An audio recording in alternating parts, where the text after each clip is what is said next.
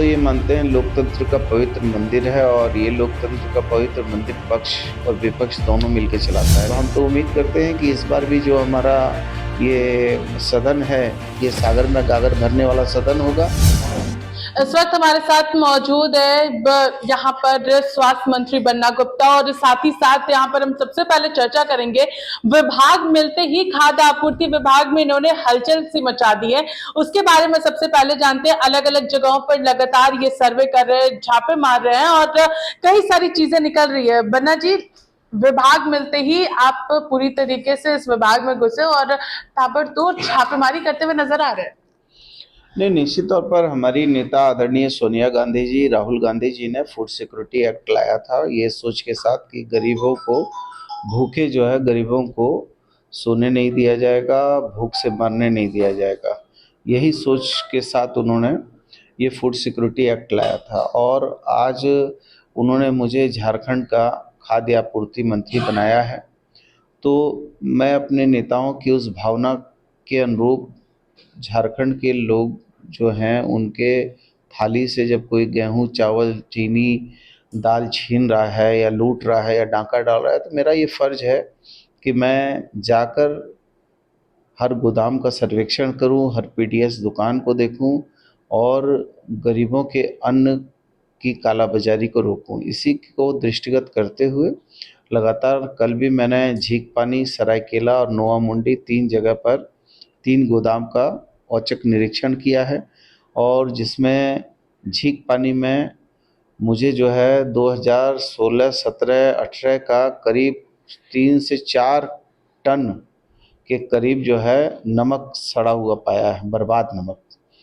1632 बोरा चीनी उस समय का पाया गया है, ईमानदार मंत्री जी और ईमानदार भाजपा की सरकार के कार्यकाल का। और बहुत सा सड़ा हुआ अनाज भी मिला है और कहीं कहीं पर गोदामों को जब हम भौतिक सत्यापन कर रहे हैं तो देख रहे हैं कि कहीं 100 क्विंटल कम है, कहीं 200 क्विंटल कम है, कहीं 900 क्विंटल कम है। इस तरह का जो है ये स्टॉक रजिस्टर में का मिलान करने पर पता चल रहा है। तो इसका मतलब है एक बहुत ही गंभीर विषय है। फिर हमने जांच किया तो जांच में पाया कि एक गाड़ी जो है, जो 1990 की गाड़ी है और आज 34 साल हो गया उस गाड़ी को, वो गाड़ी जो है 12 बार एक ही दिन में 12 बार जो है माल को उठा रही है और माल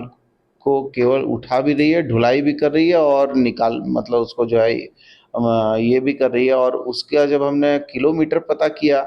तो पता चला कि वो जो है 60 किलोमीटर जा रही है, 60 किलोमीटर आ रही है। तब ये तो फिर समझ में आ रहा है कि ये कहीं बहुत बड़ा ये घोटाला चल रहा था और ये बहुत बड़ा जो है बंदरबाट और लूट चल रही है। तो इसको निश्चित तौर पर इसको रोकने के लिए तो कदम उठाने होंगे।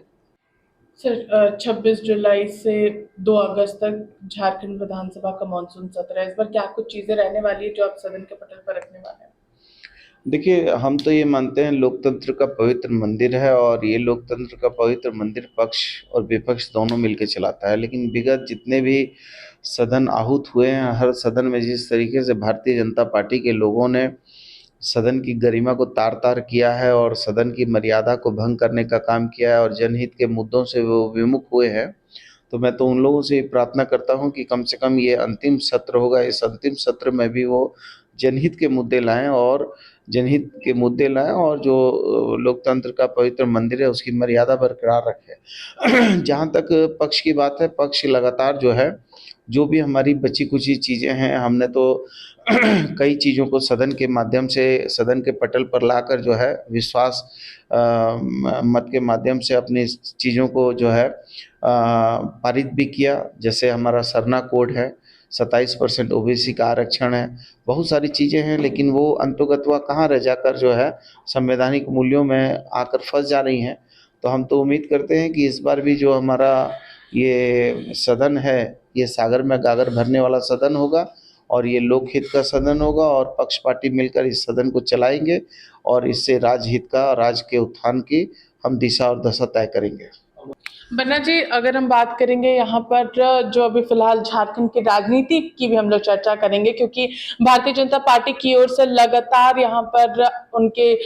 विधानसभा चुनाव प्रभारी आ रहे हैं, सब प्रभारी आ रहे हैं, लगातार उनका दौरा है। और 20 जुलाई को यानी कि कल यहाँ पर गृह मंत्री अमित शाह का भी दौरा रखा गया है, लोगों से वो मुलाकात करेंगे। क्या लग रहा है, हेमंत सोरेन और आप सभी उनके ऊपर भारी पड़ने वाले हैं इस बार विधानसभा चुनाव में? देखिए, आपने देखा होगा कि लोकसभा का जो चुनाव हुआ, लोकसभा के चुनाव में जिस तरीके से इन लोगों ने नैरेटिव सेट किया था 400 पार का, तो आपने देखा किस तरह से धराशायी हुआ। यहाँ नैरेटिव सेट किया था कि 14 के 14 पार, ये जो है 14 में जो है 9 में आकर अटक गए। अब इनके मन में भय व्याप्त है, चूँकि कोविड के समय में इन्होंने काम उम किया नहीं है कुछ। कोविड में ना ही झारखंड की जनता के हित में इन्होंने काम किया, ना फेडरल गवर्नमेंट का जो नियम और नीति है, जो एक दूसरे के साथ संघीय सरकार मिलकर काम करती है, तो ना उसका इन लोगों ने पालन किया। तो अब ये देख रहे हैं कि जनता इससे विमुख हो गई है, तब अब जो है ये तबाह तोड़ आ रहे हैं, कोशिश कर रहे हैं। इसको मैं खराब नहीं मानता हूँ, लेकिन मुझे बहुत खुशी है कि हम लोगों का जो हमारी सरकार के जो निर्णय हैं, लोकप्रिय निर्णय हैं, चाहे वो सर्वजन पेंशन स्कीम हो, चाहे वो ओल्ड पेंशन स्कीम हो, चाहे अबुआ आवास योजना हो, चाहे किसानों की ऋण माफ़ी हो, चाहे स्वास्थ्य की दिशा में 15 लाख रुपया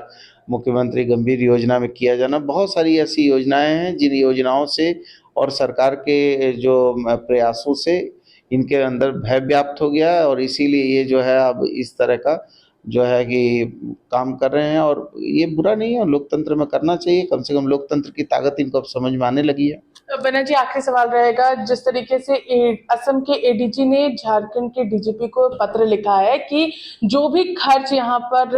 हेमंता विश्व शर्मा के आने पर हो रहा है, क्योंकि केंद्र सरकार की ओर से ऑलरेडी उन्हें जो सुरक्षा मिली हुई थी, उसका जो भी खर्च आएगा, यहाँ पर भी उन्हें वो सुरक्षा मिले, जो भी खर्च होगा वो असम सरकार देख लेगी, यहाँ पर वो वापस करने का काम करेगी। नहीं, देखिए, निश्चित तौर पर जो भी भारत सरकार के मानक है, वो भी जो भारत सरकार के मानक होते हैं, चाहे वो स्पेशल प्रोटेक्शन ग्रुप हो, चाहे जेड प्लस हो, या जो भी हो, जो भारत सरकार ने मानक तय किए हैं, जो भारत सरकार के गजट में है, उसके अनुरूप ही जो है संविधान चलता है, और संवैधानिक संस्थाएं भी चलती हैं, और जो है एजेंसियां भी काम करती हैं। तो अब असम के मुख्यमंत्री जी के पास जो है अपार धन है, इसलिए धन की भाषा बोल रहे हैं, लेकिन हम तो मन और जन की भाषा बोलते हैं, और हम तो अतिथि को देवो मान के चलते हैं। तो हम, हमारे मन में तो ना काऊ से बैर, ना काऊ से दोस्ती, ना काऊ से बैर वाली भावना है, इसलिए हम लोग तो उनका स्वागत करते हैं। और झारखंड इतना गरीब और कमज़ोर भी नहीं है, लेकिन जो भी मानक हैं, यदि वो मानक को झारखंड सरकार को तय करना है तो झारखंड सरकार तय करेगी, और यदि वो मानक को असम सरकार को तय करना है तो असम सरकार तय करेगी। तो इसमें इतनी चिट्ठी पत्री लिखने की क्या जरूरत है? नियम कानून कायदा तो सबके लिए बराबर होता है। तो जो हमारे जो चीफ सेक्रेटरी हैं, हमारे डीजीपी हैं, वो इस सारे लोग भी आईएएस आईपीएस ही हैं, कोई ये तो है नहीं कि कोई कम पढ़े लिखे हैं। इसलिए जो चीज़ जैसी चल रही है वैसी चलेगी व्यवस्था। तो ये थे हमारे साथ स्वास्थ्य एवं खाद्य आपूर्ति मंत्री बन्ना गुप्ता, जिन्होंने सबसे पहले तो बताया कि जो छापेमारी का दौर है उसमें क्या कुछ चीजें निकल रही है, जो चीजें बर्बाद हो रही थी, लोगों के हाथ प्लेट से जो चीजें गायब हो रही थी, उन सारी चीजों को भी देखने का काम कर रहे हैं। वहीं दूसरी ओर झारखंड में लगातार जो फिलहाल चल रहा है राजनीतिक घटनाक्रम है, उन पर भी उन्होंने अपनी बातों को रखा। फिलहाल इस खबर में बस इतना ही। सहयोगी सुशील के साथ में पूजा दुबे, 99 न्यूज, रांची।